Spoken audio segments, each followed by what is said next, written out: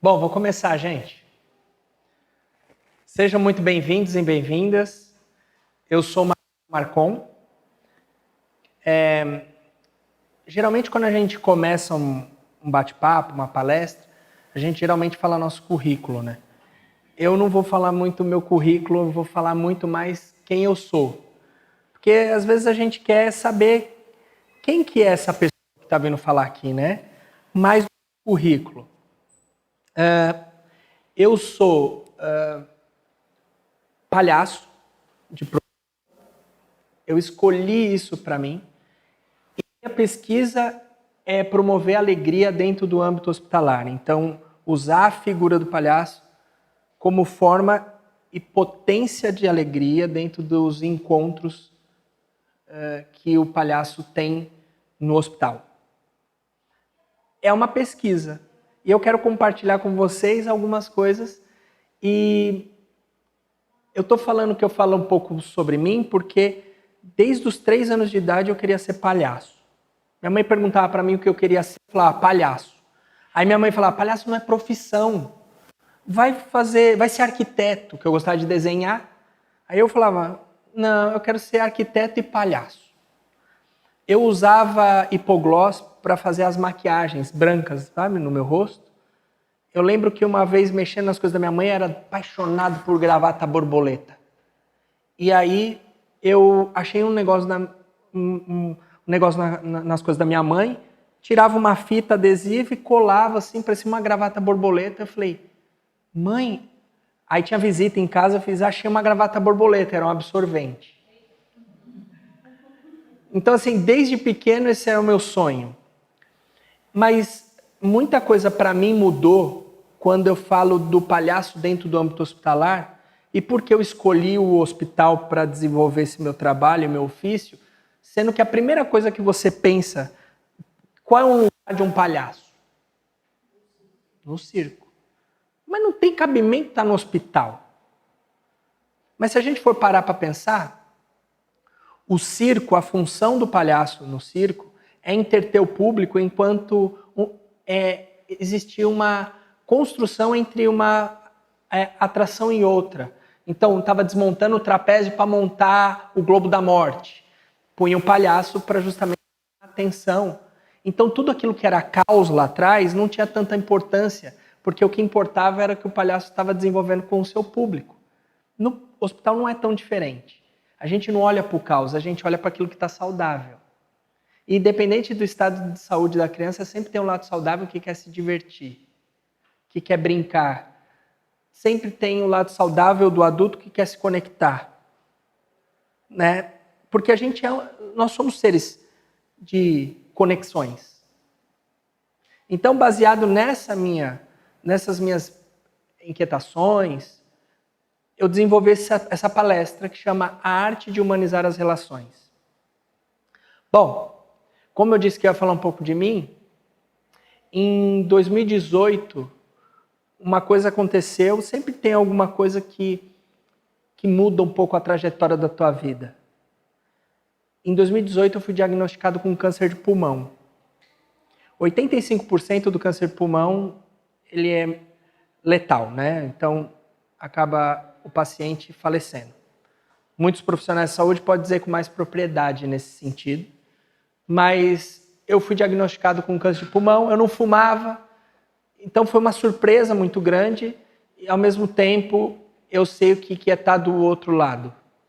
E isso, de alguma forma, eu sabia que, aos poucos, eu fui ressignificando isso e fui entendendo, porque eu sou de São Paulo, capital, e lá eu ia perder meu pulmão com totalidade. Um amigo meu falou, olha, tira uma segunda opinião. Eu fui para outro hospital e foi lá que eu fiz o meu tratamento e foi feita uma reconstrução brônquica, eu não perdi o pulmão. Lógico, né? Desculpa. A gente passando por algumas coisas na vida, a gente sabe que deixa cicatrizes e marcas. E o mais interessante que eu quero falar nessa palestra é qual marca que você vai deixar.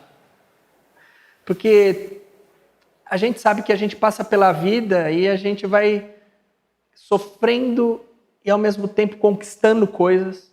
que nos deixam cicatrizes. Eu tenho uma cicatriz nas costas por conta de um câncer. Mas isso me levou a entender melhor o meu trabalho, principalmente junto ao paciente oncológico. Eu sei o que é, por exemplo, participar. Você receber esse diagnóstico, e aí eu estou na frente do médico, e aí o médico fala assim, então, é câncer.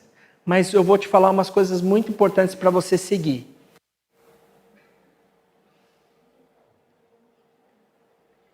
Eu não ouvia mais a voz do médico. Era mais ou menos isso que vocês experimentaram. Sumia. E eu falava, eu nem sei o que ele está falando, porque eu já não estou mais aqui. Eu estou com outra cabeça e eu pensava assim, tá, eu tenho esse diagnóstico, mas quanto tempo eu tenho de vida? Porque eu vou fazer dívida. Eu economizei tanto, eu vou para Disney. Eu vou morrer com Pluto, com Mickey. Eu falo, é isso que eu quero. Bom, e é lógico que a gente acaba subvertendo todas essas questões. Então eu quero muito compartilhar e que seja um espaço de troca mesmo. Então fiquem à vontade de perguntar, falar. Eu vou provocando vocês em alguns momentos, justamente porque essa palestra ela foi construída muito da minha vivência. E não minha vivência só como paciente, mas quanto palhaço dentro do âmbito hospitalar. Né? Então, assim, eu comecei a entender, muita gente falou, poxa, mas seu trabalho é um trabalho de humanização. Se a gente for titular essa palestra, assim, a gente fala que é uma palestra de humanização. Mas o que é humanização? Né? É a gente tornar humano. Mas como a gente torna o humano humano se ele já é humano na essência? Faz sentido? É muito doido isso. Eu tenho que assistir uma palestra de humanização para falar que o ser humano é humano. Não faz sentido. E aí eu fui pesquisar o que é humanizar. Humanizar, o palhaço dentro do âmbito hospitalar, ele vem para humanizar as relações. Porque somos pessoas que somos humanas e que se relacionamos umas com as outras. Faz sentido isso que eu estou dizendo? Sim ou não? Vocês estão aí? Graças a Deus. Mas é isso. E aí eu fui ver que se a gente tem que humanizar as relações, porque principalmente no âmbito hospitalar, onde a gente tem pessoas que a gente se relaciona o tempo todo. Se você está na linha de frente ou não, a gente está se relacionando o tempo todo. Eu pensei, bom, então eu vou fazer minha pesquisa em humanizar as relações. E eu vi que existem 5 pilares para humanizar as relações. O olhar, a escuta, a empatia, a alegria, né? A gente tem também a percepção. Então são esses pilares que eu vou abordar no meu encontro. Então, espera aí.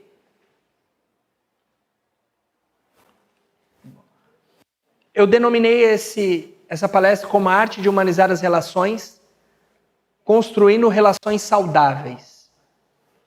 Bom, primeira pergunta, por que eu devolvi o palhaço?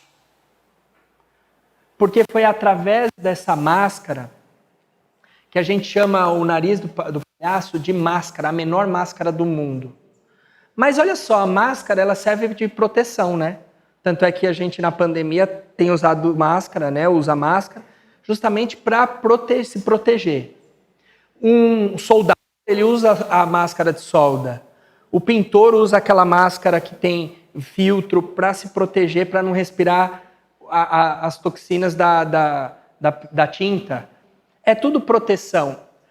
A máscara do palhaço é a única que revela. Ela não protege. Tanto é que falam que a ponta do nariz fica vermelha porque a gente se despe de qualquer vergonha. Porque quando a gente fica com vergonha, a gente fica vermelho. Então vai tudo para a ponta do nariz. Então a gente fica sem vergonha de se relacionar. Bom, e por quê? Lógico que eu estou falando do palhaço, porque é a minha vivência, mas eu vou fazer uma analogia com o dia a dia de vocês. Porque se relacionar está em todos os âmbitos. Na faculdade, trabalho, em casa, faz sentido? Muito bem. Então, pensando nessas questões e pensando na figura do palhaço, a gente ri dele porque ele não cabe dentro da própria roupa. A calça é larga, o sapato é grande. E quantas vezes a gente também não se sentiu desadequado, não cabendo nos lugares? Faz sentido? Outra coisa também, o palhaço é o arquétipo do erro. Ele não acerta nem a porta, ele dá com a cara na porta, ele tropeça, ele cai. Isso é humano. Porque errar é humano. Se a gente é especialista em errar. Tanto é que a gente tem que treinar muito para acertar. Faz sentido? Quem toca aqui instrumento? Alguém toca instrumento? Quem toca instrumento sabe disso. A gente tem que treinar muito. Por exemplo, violão, eu toco violão, tem que treinar muito para não errar. Porque se for pôr na mão de alguém, é inevitável que é. Assim, é inevitável. A gente treina para não errar.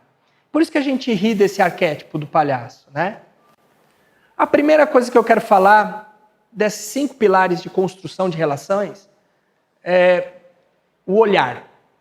O olhar é fundamental na construção das relações. Eu estou falando do olhar porque, por exemplo, na pandemia, teve gente que a gente conheceu só pelo olhar, não é verdade? A gente não viu o rosto. Agora que flexibilizou e tudo, a gente viu a pessoa sem máscara, até lá no orna às vezes, né? Você já percebeu? A cara não conecta com os olhos, porque você conheceu só o olho. Parece aquele brinquedo cara a cara que você bota o nariz, a boca, os olhos diferentes, sabe? E aí você vai fazer, poxa vida, porque o olho estava de fora e a gente era obrigado a olhar. Por exemplo, eu vou fazer uma provocação. Você já olhou para alguém que está do seu lado? Quem é que está do seu lado? Olha. Bem, olha para o outro lado aí. Isso, olha para trás.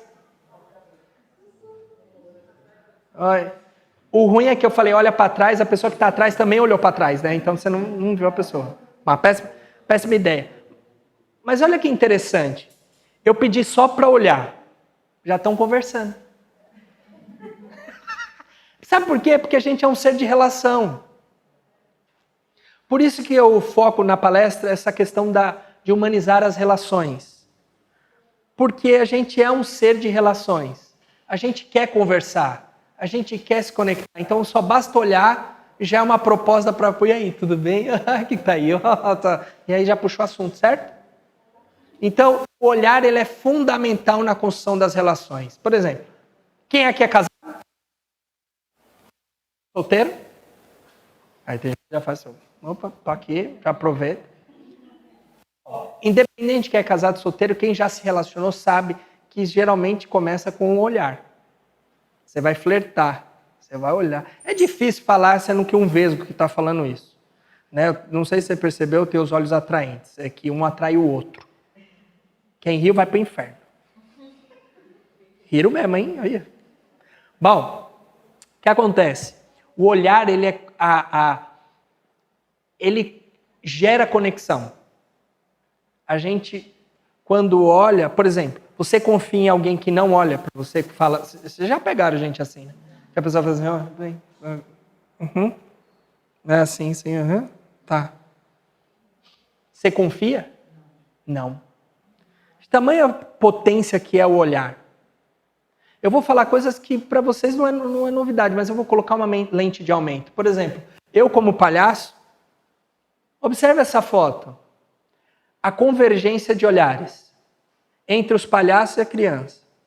Os palhaços se colocam quase na mesma altura da criança para facilitar a conexão dos olhares. Tamanha potência que é esse encontro. E independente do que essa criança está falando, se torna importante para esses palhaços. Até mesmo porque a gente vê a disponibilidade em prestar atenção e da conexão entre olhares. E quando isso acontece, pode ver que as pessoas que estão de fora também querem observar e participar desse encontro. Real mesmo é que as pessoas estão sedentas para se encontrarem. Tanto é que na pandemia a gente virtualizou muita coisa. Hoje tem gente que não quer mais fazer chamada de vídeo, mas nem lascando. Faz sentido? Eu quero ter contato. Assistir essa palestra online é diferente de assistir aqui. Até mesmo porque isso não volta mais. Por mais que eu coloque as mesmas pessoas, vocês vão estar diferentes. Porque vai ser outro momento. Faz sentido? Muito bem. Vocês estão comigo? Estão entendendo? Está claro? Bom, o próximo passo é a escuta. Quem aqui é mãe? Quem nasceu de uma mãe? É só para conhecer o público, tá? Que eu estou palestrando. Quem é mãe, quem nasceu de uma mãe, já reproduziu ou ouviu? Menina, você não me escuta! Menino, você não me escuta! Verdade ou não?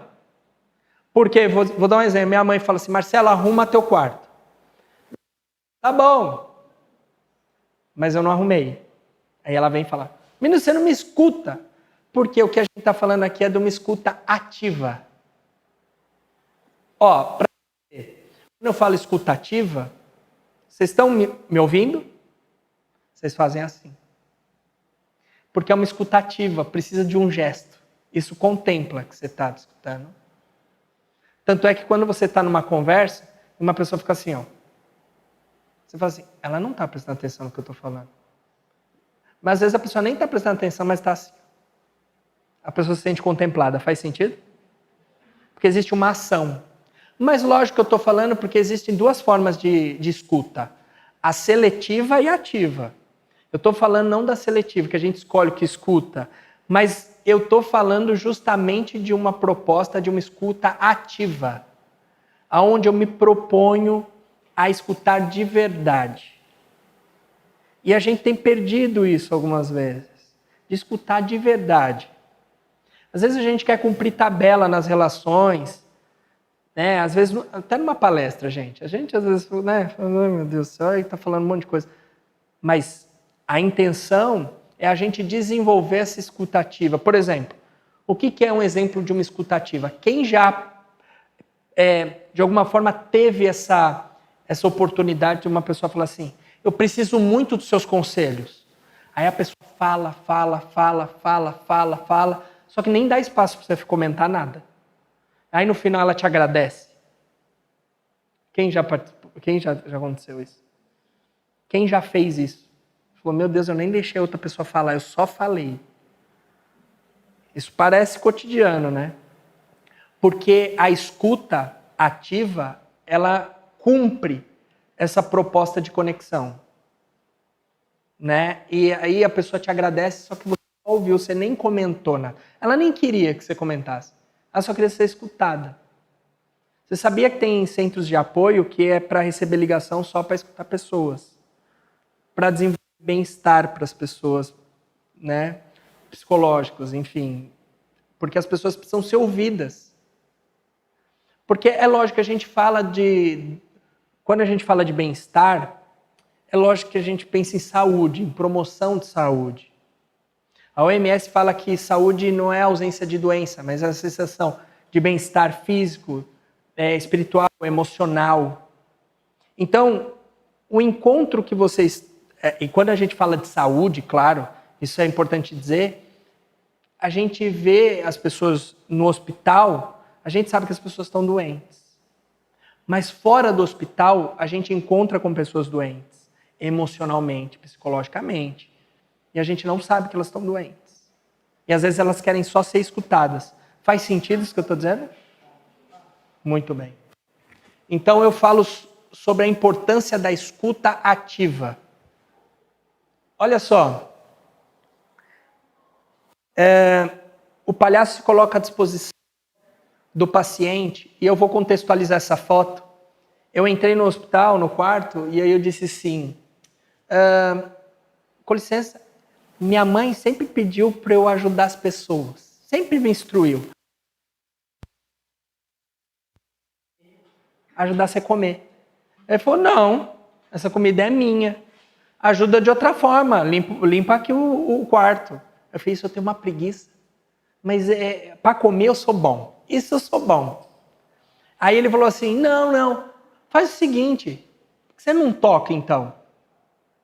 Aí eu estava com o instrumento atrás, aí eu fiz, tá bom, eu vou tocar e você finge que eu sou aqueles cantores de churrascaria.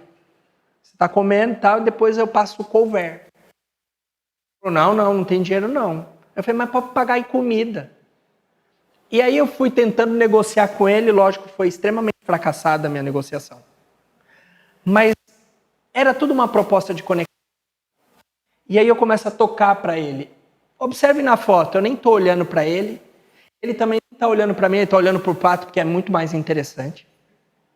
Né? E aí, só que está gerando uma conexão. E a gente sabe que está gerando uma conexão através do riso. Observa. A pessoa que está lá atrás, a mãe, eu estou até de costas para ela. Só que ela está rindo. Lógico que isso, de alguma forma, é uma forma de se conectar, mas nem sempre é o riso. Às vezes é o choro. Às vezes é um desabafo mesmo.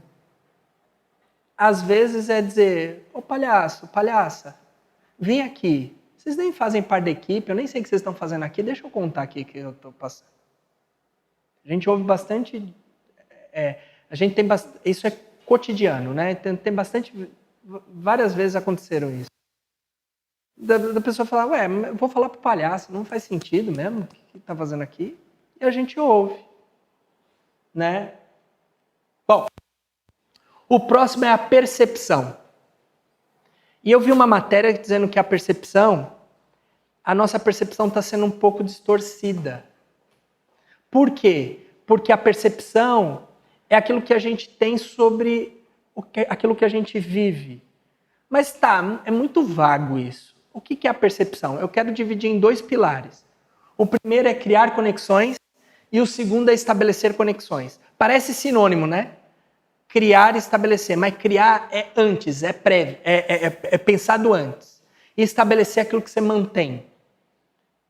Muito complexo, eu vou facilitar usando imagem. Ó. Desse lado aqui, ó, é criar conexões. E isso eu falo de construção de percepção. E aqui estabelecer conexões.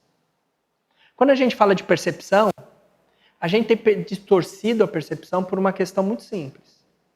Quantas pessoas te seguem nas redes sociais? Mas quantas pessoas você pode contar se você passar por alguma dificuldade? É louco isso, né? Pensar nisso. Porque às vezes a gente está muito tendencioso. Eu vi até hoje de manhã alguém que perdeu as redes sociais e estava chorando. Porque perdeu as redes sociais. Eu falo, caramba, ela perdeu 4 seguidores, mas quantas pessoas realmente estão lá para abraçá-la? É uma falsa sensação da percepção do que é real. Então, para percepção, que às vezes é muito subjetivo, eu quero falar sobre criar e estabelecer conexões. Criar é antes. Por exemplo, dentro do teu trabalho, como que você cria para desenvolver percepção dentro do seu ofício? Porque, enfim, a gente tem várias pessoas aqui que fazem infinitas coisas para que essa engrenagem chamada Hospital Napoleão Laureano funcione. Precisa ter cada pecinha no seu devido lugar para fazer essa engrenagem. Você faz parte dessa engrenagem. Você é essa peça principal para fazer acontecer. Mas independente do que você faça, você tem que se relacionar. Faz sentido? Beleza. Olha só, como que eu crio conexão dentro do meu trabalho, do meu ofício. Bom, eu vou falar do meu como palhaço. Eu preciso ver quais os problemas que eu vou ter, porque dentro do meu trabalho eu tenho problemas também. Eu tenho pessoas que têm medo de palhaço. Isso para mim é um problema. Dentro do trabalho de vocês, vocês têm algum problema. Inclusive, se vocês trabalham é para resolver problemas. Às vezes você fala assim, nossa, cheio de problema, mas é isso, por isso você trabalha. Então, por exemplo, para criar conexões dentro do meu trabalho, meu maior problema é o adolescente. Quem é que é mãe de adolescente? Sabe o que eu estou falando. Não é? É muito complexo, porque ele não se acha criança suficiente para receber aquela visita do palhaço, como se precisasse ser criança. Mas faz sentido? Aí na hora que ele vê a imagem do palhaço, já fala, ih, lá vem, ó. Mas é lógico, tá no subconsciente. Por exemplo, quando eu falo de palhaço, qual figura vem à mente? Qual personagem que vocês conhecem que vem à mente? Hã? Não, de palhaço. Patati e patatá, olha que desgraça. Eu tenho medo do patati e patatá. Mas eu esqueço.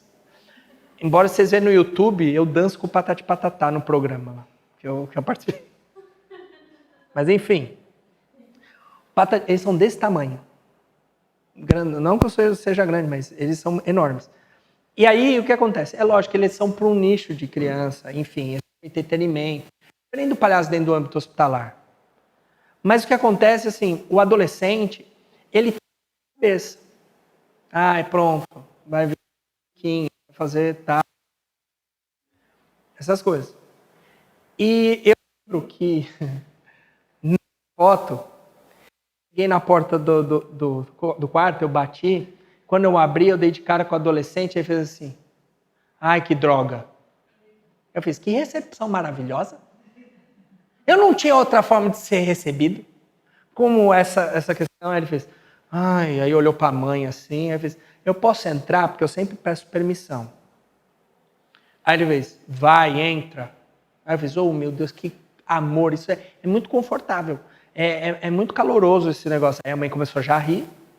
Aí, nisso, vou contar a história dessa foto. Eu me aproximo do paciente e aí eu falo assim para ele, tudo bom? É o seguinte, eu vim aqui porque eu estou precisando da sua ajuda. Quando eu falei isso, ele falou assim, quê?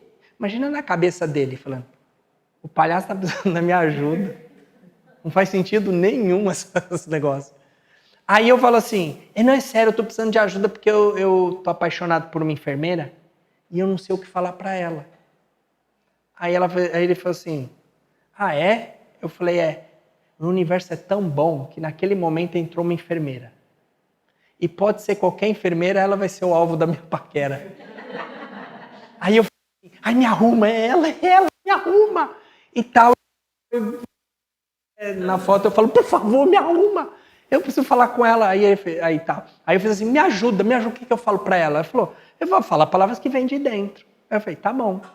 Intestino, rim, fígado, pulmão, pum, vem de dentro. Aí ele fez, ô idiota, vem aqui. Eu falei, falando assim, não tem como não obedecer. Não, você tem que falar coisas bonitas. Eu falei, claro, Cauã Raymond, Brad Pitt. Fala se não é coisa bonita, gente. Ó, a outra já abriu um sorrisão. E aí ele falou assim, não, você faz uma poesia. Eu falei, poesia? Ele falou, Eu falei, como que é uma poesia? Ele falou, falar palavras bonitas que rimam no final. Aí eu falei, mas assim e tal? Ele falou, Eu falei, tá bom. Aí cheguei pra enfermeira, ela tava mexendo nos soros. Aí eu fiz assim, cutuquei ela, fez, oi? Aí ela fez assim, que é, mingau? Que é meu nome de palhaço. Aí eu fiz assim, se as águas do mar invadissem a terra com sua força profunda, não se preocupa, cocô não afunda. Foi a única coisa que eu consegui rimar. Aí ele fez assim, você não foi muito bem sucedido. Você ofendeu a moça. Aí ele fez assim, vem cá, não é à toa que você está... Claro que isso é uma grande proposta para a gente construir conexões. Mas o que eu estou falando de criar conexões é porque antes eu sei qual é o meu problema, que é o adolescente, se conectar com o adolescente. Então, para criar essa conexão, eu penso no problema e falo como que eu resolvo ele, porque quando eu me deparar com esse problema, eu já tenho a solução. Por exemplo, um adolescente, pensa você com 17 anos, garoto. O que você queria fazer? Vou falar por mim, eu queria fazer o penteado da moda. Só que ele não pode fazer o penteado da moda. Por conta do tratamento, ele perdeu os cabelos. Eu gostava de paquerar muito crush. De ter crush. 17 anos eu queria ter crush. Ele não pode por um tratamento. Ele não Ele não consegue nem se sentir bonito por conta dessa questão da vulnerabilidade. Faz sentido isso? Então, o que acontece? Eu gostava de, 7 anos de... Um amigo meu gostava de... fulano, não sei o quê, dar uma de cupido, sabe? Ele está longe dos amigos dele. Então, dentro daquela intervenção, eu tenho que trazer aquilo que está faltando. Eu sou o amigo dele para ele dar conselho. Tudo bem que extremamente do avesso, porque não vou conquistar nunca. Porque não tem nem competência para isso. O Mingau não tem. Faz sentido isso que eu estou dizendo? Então eu posso, quando eu falo de criar conexões, dentro do teu trabalho, se você quer criar conexões, às vezes você vai entender porque às vezes uma família não está criando empecilho por conta do tratamento, enfim, gera problema com a equipe, porque às vezes ela não sabe o que fazer, ser acompanhante é um saco. Você não tem o que fazer, às vezes é só levantar a pessoa, ir para o banheiro, depois deitar na cama. Você fala, meu Deus do céu. Então, você tem que entender. Isso, para mim, é criar conexões. É os problemas que você vai ter que você tem que solucionar. Faz sentido? Estabelecer conexões é aquilo que eu mantenho. Então, eu já sei quais são os problemas, desenvolvi técnicas para subvertê-los. Agora eu estabeleço conexões, eu mantenho conexões. Por exemplo, no meu trabalho é com os profissionais de saúde. Por quê? O paciente oncológico, em torno de 2 anos, ele passa pelo tratamento, dependendo de como foram menos, outros... Então, mas geralmente é 2 anos, né? O paciente, ou ele recebe o tratamento, tem eficácia, ele vai para casa, ou ele falece. O profissional de saúde, às vezes, está 7, 10 anos vivendo a mesma coisa. Então, eu tenho que me relacionar com o profissional de saúde. Hoje eu estava de palhaço aí, tem uma profissional que eu torrei tua paciência hoje. Mas é uma forma de se conectar, a gente riu junto. Tanto é que quando ela viu que a palestra era comigo, ela fez, não. Porque é isso, a gente vai se conectando, a gente vai criando conexões, isso é importante. Tá? Faz sentido isso para vocês? Então, com quem vocês têm que estabelecer isso? Porque faz parte do seu dia a dia. Bom, o próximo é a empatia. Eu fui pesquisar o que é empatia. O dicionário diz que é a capacidade de se colocar no lugar do outro. Mas colocar no lugar de quem? Dentro do teu trabalho, quando a gente fala de trabalho humanizado, você tem que entender quem que são as pessoas que fazem parte do seu quebra-cabeça. Que você se relaciona. Então, por exemplo, como palhaço, tem aqui, o eu, que é o palhaço, o profissional de saúde, paciente e acompanhante. Esse é meu quebra-cabeça. Todos os dias que eu trabalho, eu desenvolvo para esses 3 pilares. Então, dentro do teu trabalho, qual é? Quais são as peças que se encaixam para você criar empatia, para você se colocar no lugar do outro? Mas eu vou falar, o dicionário diz isso, mas eu acho que a empatia, na minha opinião, e vivenciando tudo que eu vivi, como que você se coloca no lugar do outro se você não vive o que o outro vive? Porque você sempre vai medir com a tua régua. Então eu acredito que a empatia é a disponibilidade para o outro. Quando eu falo do olhar, da escuta, da percepção, de criar conexões, é sempre a proposta de se colocar no lugar do outro. De você entender que o outro tem as suas deficiências, que tem as suas vulnerabilidades, que tem as suas limitações. É lógico, gente? Nem, né? Que a gente vai... Porque depende de outras pessoas para você se relacionar. Não é com todo mundo você se dá bem. Porque a relação, ela tem que ser nutrida mutuamente. Se a pessoa não quer se conectar com você, porque dentro do meu trabalho, eu vou até contar uma história. Eu sempre bato na porta e peço licença para entrar. E nesse dia eu bati na porta, abri a porta, quando eu deparei, estava a criança lá, e a criança fez assim, não. Aí eu fiz, eu nem pedi para entrar, eu falei, eu posso entrar? Aí ela fez, não. Aí eu fiz, tá, a gente às vezes dá, né, vamos tentar entender esse não. Aí eu fiz assim,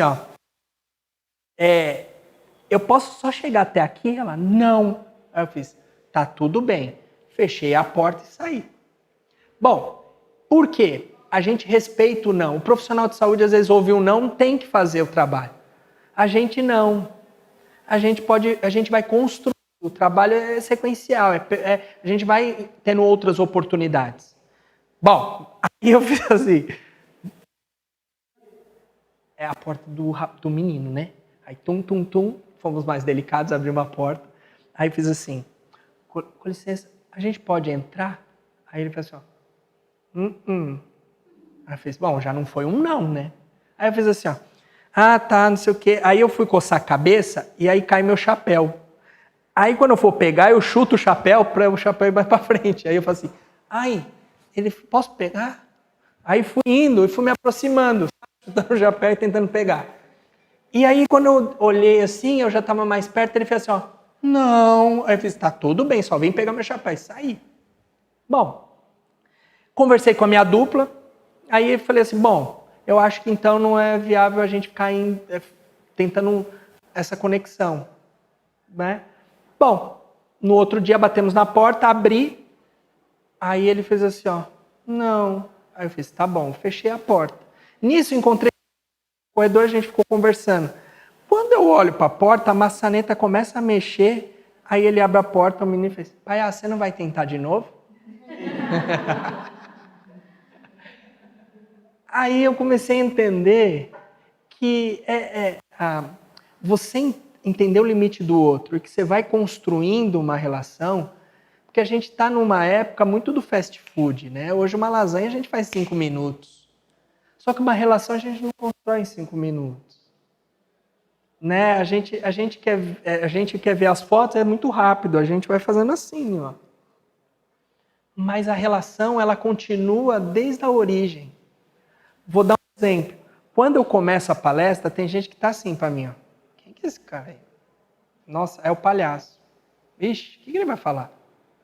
Agora que a gente já riu junto, a gente já vira meu amigo. Vou até me convidar para jantar em casa. Brincadeira. Mas é assim, vocês entendem que a gente vai construindo uma empatia com o outro, vai desenvolvendo. E eu entendo a empatia e eu gosto muito de usar figura. Eu acho que essa figura ela ilustra pra caramba o que é empatia no meu ver. Observa. A senhora, esse encontro tinha tudo para dar errado, certo ou não? Ela tem uma diferença muito grande da diferença de idade com as crianças, certo ou não? Muito bem. Outra coisa, a gente vê que ela tem uma deformidade física. Então ela tem uma limitação. Ela tinha tudo para falar, eu não tenho idade para brincar. Eu tenho dor. Eu não quero. Eu não tenho tempo. Só que ela decidiu se conectar. Ela decidiu se disponibilizar para o outro. E aí, a gente não sabe qual é a marca que ela está deixando. Eu vou contar uma coisa de marca, eu não costumo falar, mas eu me veio à mente agora. Quando eu descobri que eu estava com câncer, a gente tudo quer compartilhar nas redes sociais. Eu coloquei nas minhas redes sociais.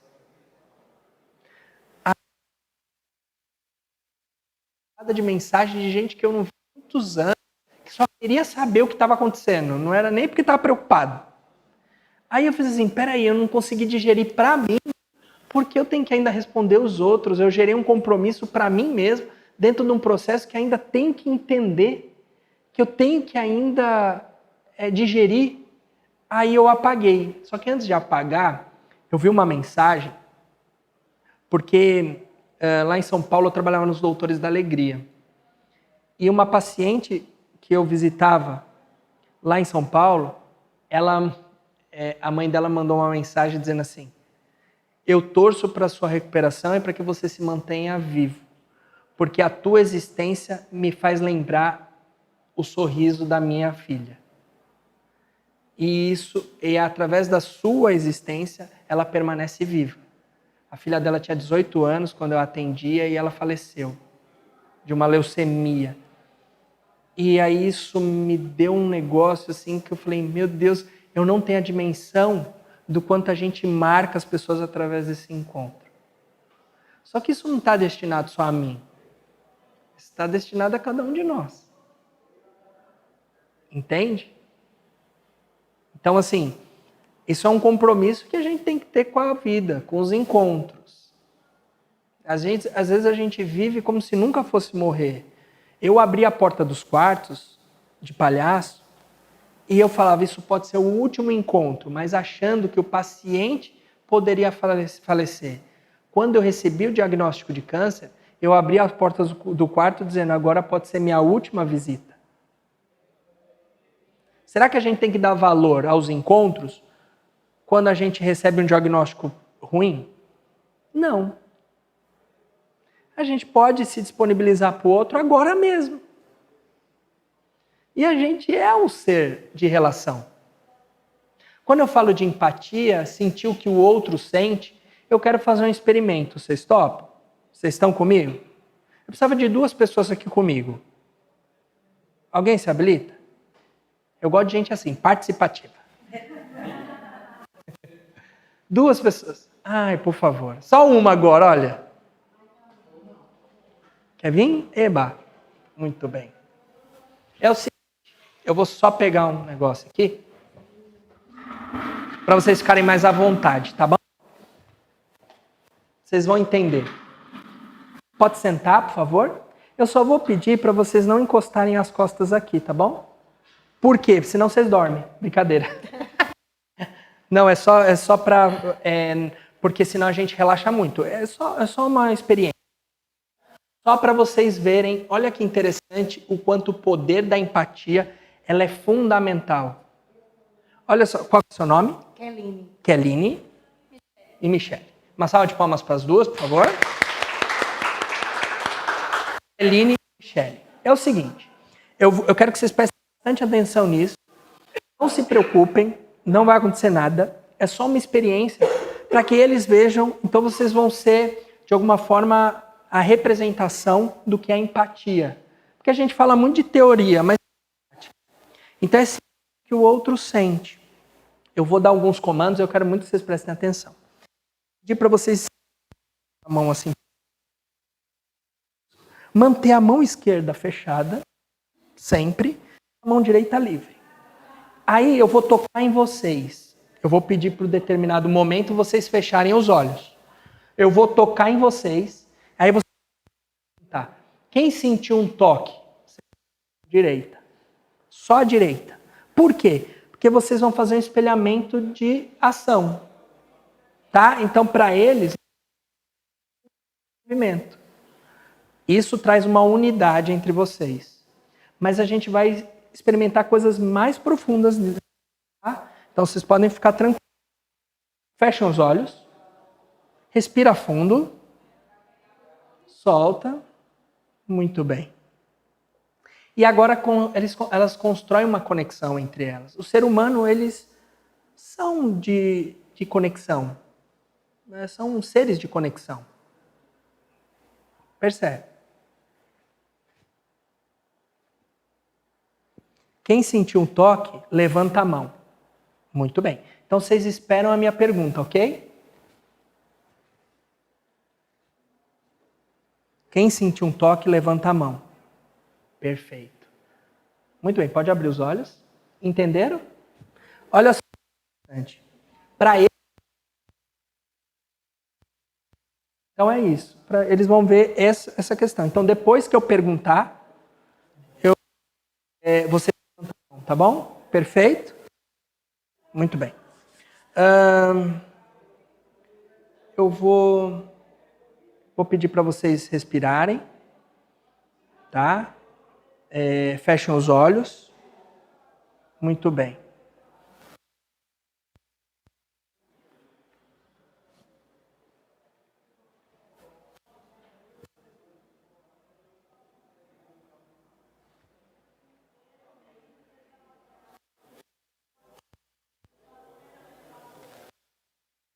Quem sentiu o toque, levanta a mão.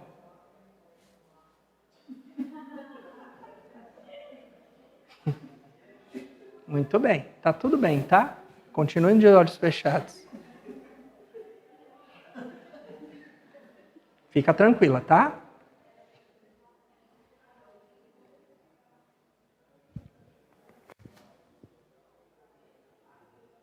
Com licença, tá?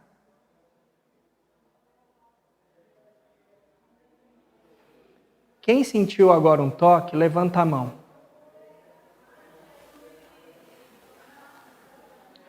Coloca a mão onde você sentiu o toque.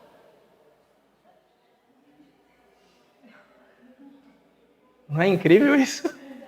Não é doido? Muito bem. Coloquem as mãos para frente, assim. Isso, muito bem. Hã? Pode fechar os olhos. Isso, fecha os olhos. Coloca a mão assim. Fecha os olhos, tá?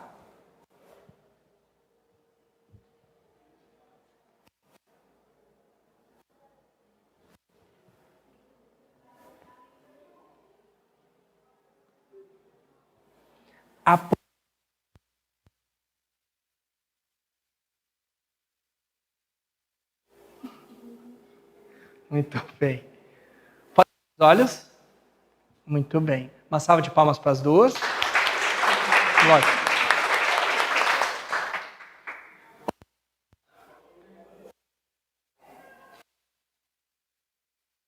Eu me aproximei dela e não toquei nela. Vocês concordam? E é impressionante, você levantou a mão. Salva de palmas. Obrigado.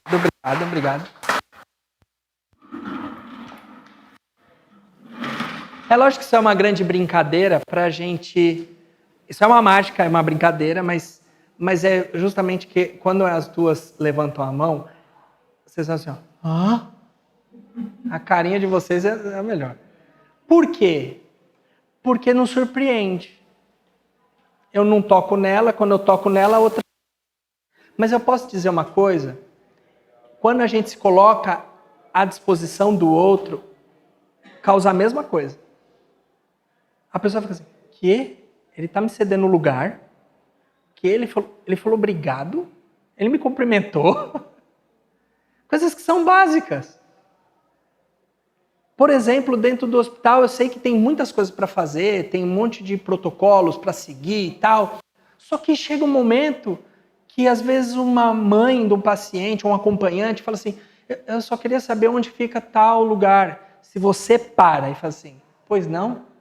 A pessoa fala assim, ó. Não às vezes tão nítido assim, mas dentro dela eu sei que vocês já viveram isso, né? Assim, de alguma forma, sabe quando você... Às vezes você vai viajar para outro país e aí você encontra alguém que fala a mesma língua, que você faz... Tá, tô acolhido. Isso faz sentido? Então, eu acredito na empatia nessa proposta. Por último, a alegria. Porque quando vocês pensam em palhaço, vocês pensam... Quando vocês veem um palhaço, o que vocês esperam dele? Sorrir. Promover a alegria. Fazer você gargalhar, fazer você rir, tirar sorriso. O que mais? Alguém falou aí? Memória? Bom, mas é isso. É construir alegria. Mas o que é alegria? Eu fui pesquisar no dicionário e diz que é um estado de satisfação extrema, sentimento de contentamento ou de prazer excessivo. Só que isso não contempla o que é alegria. A alegria, eu fui pesquisar o que era na essência, porque o dicionário tenta colocar numa caixinha esse sentimento, né? A alegria. O que é alegria? E aí eu descobri um filósofo chamado Spinoza, que ele fala que a alegria é a passagem de um estado potente do seu próprio ser. A passagem para o estado mais potente do seu próprio ser. Ou seja, através do encontro, a gente tem a potência de agir. Aí você fala, tá, Marcelo, mas como? Eu vou contar uma história para vocês. Eu trabalhei muito tempo num hospital oncológico em São Paulo e eu sempre tenho o hábito de parar no posto de enfermagem e perguntar, fazer uma triagem dos quartos. Qual quarto eu posso entrar, qual o paciente que fez cirurgia, porque vai rir com um ponto. Poxa, é chato, né? Então, assim, tem todo um processo. E aí eu bati na porta. Aí, na hora que eu cheguei no posto de enfermagem, uma enfermeira já logo me parou, assim, eu estava indo bater na porta. Ela falou assim, Mingau, vem cá. Eu gostaria que você fosse no quarto 12. Porque a mãe, a criança está em estado paliativo, fim de vida, e a mãe tentou suicídio. Aí eu te pergunto, tem espaço para promover alegria? Se a gente entende o conceito de alegria, a gente consegue construir esse lugar. O que eu fiz? Eu absorvo essa informação, só que ela não pode me barrar. Então eu não entro com um julgamento, porque senão eu posso fracassar mesmo, né? Porque a gente rotula muito, né? Os encontros, as pessoas. Se a gente se despisse um pouco desses rótulos e desse mais oportunidade para o que está acontecendo nesse momento, seria incrível. Então eu convido vocês a tentarem desenvolver isso. E no meu trabalho eu tento desenvolver todo momento, porque eu sei do que está acontecendo. Eu sei, às vezes, porque a gente sempre para no posto de enfermagem e pergunta algumas coisas. E a gente tem algumas informações. E essa informação era muito densa. Era uma bomba no meu colo. E aí eu lembro que eu fui e respirei, porque a respiração te coloca no presente. Porque é o único movimento que é involuntário e voluntário, né? Porque você respira, você não está pensando, mas se você falar assim, respira junto, você consegue controlar. Eu respiro, te coloco numa situação presente, eu bati na porta. Com licença? Já passou algum bobologista aqui hoje? Aí a mãe olhou e ela falou assim, oxe, bichinho, não. Aí eu falei, oxe, bichinho? De onde é esse sotaque? Ela falou, da Bahia. Aí eu falei, meu sonho era nascer baiano. Aí eu falei, posso entrar? Ela falou, pode. Quando eu entro, aí olha o cenário. Tava a menina de 14 anos, muito debilitada, na cama com a sonda nasogástrica. No pé da cama, em pé, tava a mãe da menina e a tia, que é a irmã da mãe. E no sofá tava sentado o avô da menina, que é o pai das duas moças que estavam lá. Entenderam o cenário? Na hora que eu entrei, eu falei, vocês são da Bahia? O meu sonho é nascer baiano. Sabe por quê? Baiano é um povo inteligente. E tem uma coisa que eu não sou, é inteligente. Porque o baiano faz um instrumento com uma corda só e pode ser desafinado, que tá tudo bem. O berimbau. Aí eu tava com o violão, eu falei, enquanto eu tô usando um instrumento com 6 cordas, tem que afinar ainda. Né? Aí eu falei, outra coisa. Aí eu falei, uma coisa que também é muito importante, quando eu falo de música, tem aquela música, é pau, é pedra, é o fim do caminho, é um resto de... É linda, chama Águas de Março. Alguém conhece essa música? Águas de Março. Só que o baiano fez uma música só com vogal que fez muito mais sucesso. Aê, aê, aê, aê, oh, oh, oh. Não é? Aí nisso que eu falei, gente, é muito incrível isso, porque a mãe da menina fez assim, ô Mingau, você está falando de música? A minha irmã é compositora de axé lá em Salvador. Eu fiz, eu não acredito. Ela falou, é. Aí eu dei o violão para ela e a gente começou a fazer um carnaval fora de época, dentro do quarto. Ela começou a tocar as músicas dela. Quando eu dei por mim, o avô levantou e começou a sambar no miudinho. Eu e a mãe tava assim, ó. Aí, a tia se achando a Ivete Sangalo no trio elétrico. Tocando, só faltava o cabelo voar aqui, assim, ó. Tocando, e a menina na limitação dela, dançando assim, ó, com a mãozinha, como o Lodom, sabe? Quando eu vi aquilo, não parecia o mesmo quarto que eu ouvi da enfermeira lá. E aí eu falei, meu Deus do céu, isso é o que Spinoza fala. E na hora, quando terminou, eu não tive como não olhar para os olhos dela, porque eu sabia que a mãe tentou suicídio. Não que eu tinha que fazer alguma coisa, mas eu senti na responsabilidade de ter que fazer alguma coisa. E eu olhei nos olhos dela e disse assim, sabe por que eu queria ser baiano? Não é por causa do berimbau ou por causa da música, não é? É porque o baiano passa por muita adversidade. e subverte todas elas com um jogo de cintura. Por isso que é dono do rebolado que todo o Brasil inveja. Força. Quando eu falei isso, eu vi nos olhos dela aquilo que Spinoza fala da potência de agir. Aquele encontro proporcionou eles terem contato com a raiz dele, que o câncer tirou. Eles não estavam na cidade deles, estavam no interior de São Paulo. Eles estavam longe da família, longe dos amigos, dos familiares. Eles estavam lá com a irmã, com o avô, mas entende, sem conexão. Sem conexão. Exato. É isso. É isso. E aí, aquele encontro proporcionou a gente fazer uma festa, porque o baiano é um povo festeiro. Não é? E aí tá na essência. E quando eu fui ver, aquele quarto virou um grande carnaval fora de época. E aí eu entendi o que Spinoza fala. E aí eu passo para vocês esse encontro. Essa menina, ela tem um erro de cromossomo, enfim, ela tem já é o 4º câncer que ela passa. E todas as vezes, eu fui acompanhando ela desde pequena, e todas as vezes que ela voltava para o hospital, eu fiquei 6 anos nesse hospital. Toda vez que ela voltava para o hospital com um câncer diferente. O último foi na boca, ela está com 15 anos. Ela não perde essa...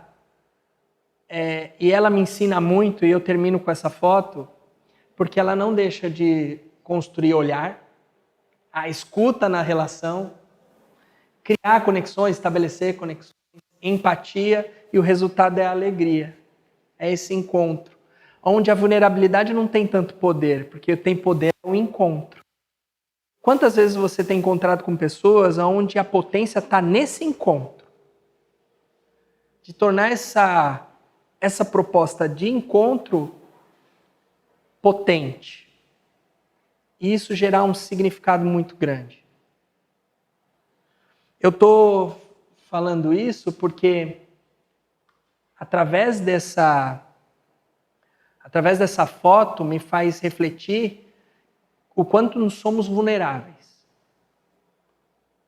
Poxa, se a gente é vulnerável, a gente também tem um lugar que a gente tem potência. E se a gente é bom, é em se relacionar. Ninguém é sozinho aqui.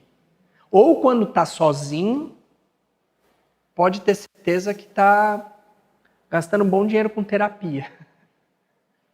Porque o ser humano não foi feito para estar sozinho. Isso são feitos desses encontros. E espero que hoje essa palestra tenha significado um encontro tão potente quanto esses. E que de alguma forma vocês saem com uma pulguinha atrás da orelha dizendo, poxa, eu tenho muita coisa para fazer, que seja um incentivo para vocês entenderem e valorizar cada encontro. Porque às vezes a gente está muito de saco cheio. Mas tem muitas pessoas sedentas para o teu olhar, para a tua escuta, para o teu acolhimento. E que eu sei que a rotina nos sufoca.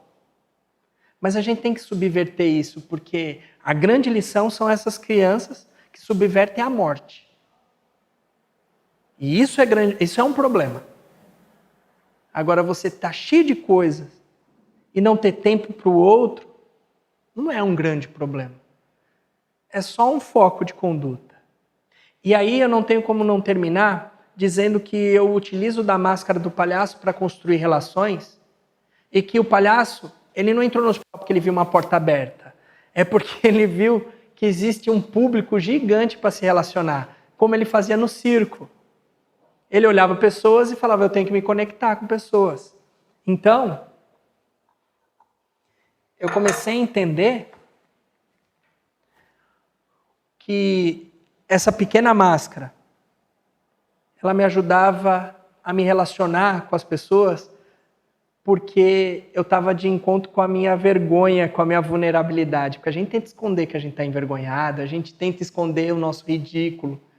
E essa máscara, ela me dá a potência de ser a minha essência, de ser ridículo sem ser julgado. Isso cria conexões.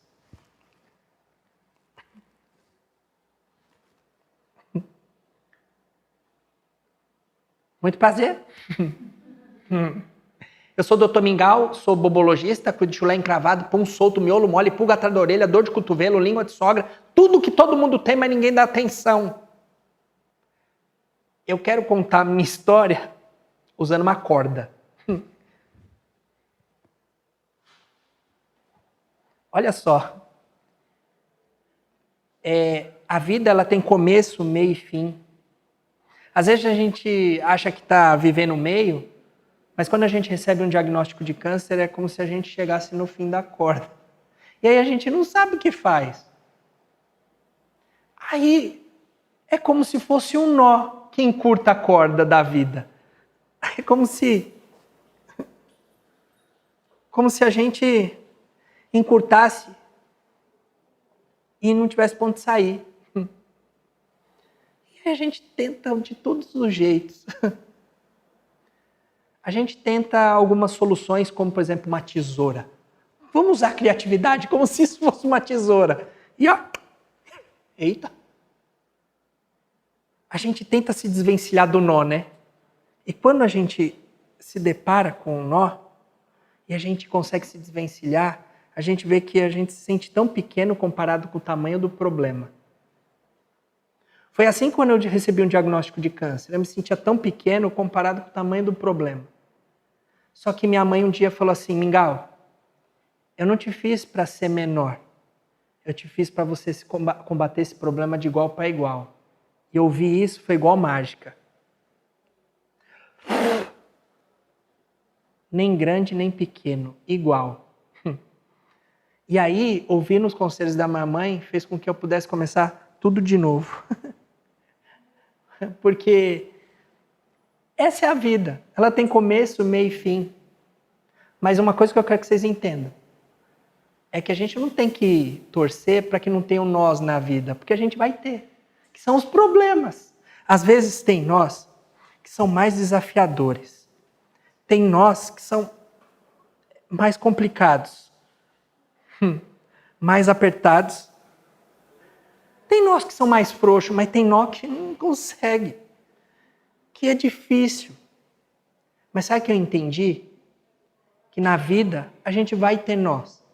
O que a gente precisa é entender como subverter esses nós. E aí, esse é o ciclo da vida. E quando você entender isso, você tiver fé e acreditar que tudo tem começo, meio e fim, você entende que pode começar tudo de novo. Porque a vida é assim. Tem começo, meio e fim. Faça um bom meio. Obrigado.